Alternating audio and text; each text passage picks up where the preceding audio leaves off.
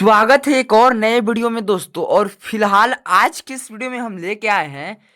आप लोग बहुत ज़्यादा कमेंट कर करके पूरा कमेंट बॉक्स भर रखा था कि 7 क्लास का हिंदी का दिखा दीजिए, क्वेश्चन पेपर हिंदी का करा दीजिए। तो आज मैं उसी का क्वेश्चन आंसर कराने वाला हूँ। तो यहाँ पे मैं आपको बता दूं कि जो 22 दिसंबर का होने वाला है उसी का क्वेश्चन आंसर देखने वाला हूँ, विषय हिंदी का। और जो पूर्णांक रहेगा वो रहेगा 60, यानी कि 60 नंबर का आपका एग्जाम होने वाला है। और चलिए अब क्वेश्चन को देख लेते हैं बिना देरी के। तो ये रहा आपका क्वेश्चन दोस्तों। लेकिन हाँ, क्वेश्चन कराने से पहले आप लोग को पता है कि क्या करना है वीडियो को और चैनल को क्या करना रहता है, तो जरूर कर लीजिएगा, क्योंकि दबाना रहता है फटाफट 2 बार दबा दीजिए दोनों जगह पे। और चलिए बिना देरी के अब वीडियो को शुरू करते हैं। और यहाँ पे जो पहला क्वेश्चन है वो है, निम्न में से बहुब्रीहि समास का उदाहरण कौन सा है।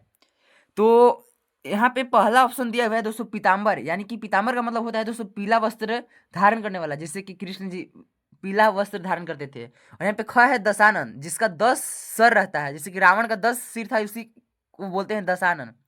और गोपाल, गोपाल यहाँ यहाँ पर भी कोई भगवान जी का ही नाम है दोस्तों। यहाँ पे आपको बहुब्रीहि समास का उदाहरण कौन सा है दोस्तों, यहाँ पे तीनों हो जाएगा। इसलिए इसका जो सही आंसर हो जाएगा घ। और अब हम चलते हैं अगले क्वेश्चन की ओर। तो यहाँ पे नेक्स्ट क्वेश्चन कह रहा है, एक पाती बच्चों के नाम पत्र किसके द्वारा लिखा गया है। तो इसका जो राइट ऑप्शन हो जाएगा वो हो जाएगा दोस्तों क, चाचा नेहरू के द्वारा बच्चों को लिखा गया है। और अब चलते हैं अब अगले क्वेश्चन की ओर। तो यहाँ पे तीसरा नंबर क्वेश्चन है दोस्तों, निम्न में से कृष्ण भक्ति कब। यहाँ पे तीसरा नंबर क्वेश्चन कह रहा है दोस्तों, निम्न में से कृष्ण भक्त कवि कौन है। तो इसका जो राइट आंसर हो जाएगा वो हो जाएगा ग दोस्तों। जो सूरदास थे वो कृष्ण जी के भक्त थे। और आप अक्सर देखिएगा जो सूरदास हैं अक्सर श्री कृष्ण के ऊपर ही कविता लिखते थे। और यहाँ पे अब चौथा नंबर क्वेश्चन कर रहा है, वरदान का फेर पाठ के लेखक कौन है। तो वरदान का फेर पाठ के लेखक कौन है दोस्तों, रविंद्रनाथ ठाकुर हैं। तो इसलिए जो इसका राइट आंसर हो जाएगा ख हो जाएगा। और अब हम देख लेते हैं यहाँ पे लिखा हुआ है, प्रश्न 5 और 6 के रिक्त स्थानों की पूर्ति कोष्ठक में दिए गए शब्दों में से उपयुक्त शब्द का चयन करना है। और यहाँ पे आपका शब्द दिया गया है कहानियां, शैतानी, नीतियां, आजादी। इन्हीं लोग को अच्छी तरह से यहाँ पे पुट करना है, यानी कि भरना है।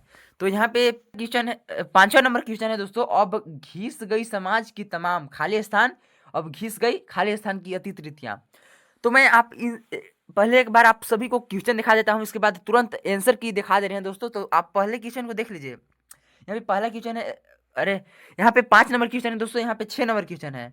और यहाँ पे 7 नंबर में पत्र लेखन में अपने से बड़े लोगों के लिए पूज्य, पूज्यवर, आदरणीय जैसे संबोधन का प्रयोग किया जाता है। ये सारे क्वेश्चन है, देख लीजिए। इसके बाद मैं आपको आंसर की अभी तुरंत करा दे रहा हूँ। तो देखिए ये सारे क्वेश्चन है आपका। और यहाँ पे मिलान करना है, यानी कि मिलान करना है ऐसे ऐसे दोस्तों, कौन कौन राइट है इसका भी सब देखने वाले हैं हम। और यहाँ पे एक कहानी दिया गया है और इसी कहानी से आपको यहाँ पे आंसर, यहाँ पे क्वेश्चन पूछा है। तो ये सब भी देख लीजिए दोस्तों, क्योंकि मैं अब तुरंत कराने वाला हूँ, बस देख लीजिए आप लोग। तो ये रहा आपका क्वेश्चन दोस्तों, 5 क्वेश्चन इधर है और इधर है 5 क्वेश्चन, और इधर भी देख लीजिए। यहाँ पे पढ़ के ही सुना दे रहा हूँ दोस्तों आप लोग के। यहाँ पे 11 नंबर भी क्वेश्चन कर रहा है दोस्तों, प्रस्तुत गृधांश किस पाठ से लिया गया है। यानी कि जो कहानी आपको दिया हुआ रहेगा उसका पाठ का नाम बताना है कि गद्यांश किस पाठ से लिया गया है। और 12 नंबर में क्या है, कुल्हड़ों के अलावा किन गिलासों का उपयोग चाय की दुकानों पर किया जाता है। 13 नंबर क्वेश्चन है दोस्तों, माटी के कुल्हड़ों के प्रति लोगों के लगाव का मुख्य कारण क्या बताया गया है। तो आप लोग देख लीजिए दोस्तों खुद से। अब हम आंसर की पे चलते हैं सीधे। तो अब हम आ चुके हैं दोस्तों आंसर की पे। तो यहाँ पे 5 और 6 का जो क्वेश्चन था उसका आंसर दिया गया है। तो यहाँ पे जो अब घिस गई समाज की तमाम नीतियां, अब घिस गई आजादी की अतीत रीतियां, जहां पे खाली स्थान दिख रहा था दोस्तों वहां पे यहाँ पे शब्द भर भर लीजिएगा आप लोग। और जो 6 नंबर क्वेश्चन था, 6 नंबर का जो राइट आंसर हो जाएगा पूरा मिलाने के बाद हो जाएगा, दोनों की शैतानी दुब पर ओस की पहली बूंद की तरह ताजगी भरी और प्यारी थी। और अब हम देख लेते हैं 7 और 8 और 9, इसमें सत्य और असत्य लिखना है दोस्तों, यानी कि भरना है। तो जो पहला था दोस्तों क्वेश्चन था पत्र लेखन में बड़ों के लिए पूज्य आदरणीय का प्रयोग करना चाहिए, यानी कि होता है। तो हाँ, आप जब भी किसी भाई या अपने से बड़े लोगों के लिए जब पत्र लिखते होंगे तो उसमें आप लिखते होंगे पूज्य पूज्य पिताजी या पूज्य प्रधानाध्यापक आदरणीय जो भी लिखते हैं, तो ये बात सत्य है, इसलिए यहाँ पे सत्य भरा जाएगा दोस्तों। लिख दीजिएगा सत्य है, उसी पर टिक मार दीजिएगा।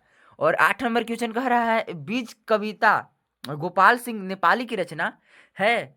तो ये भी बात सही है दोस्तों, जो बीज कविता है वो गोपाल सिंह नेपाली की रचना है, इसलिए यह भी यहाँ पर भी क पर टिक मार दीजिएगा, यह सत्य है।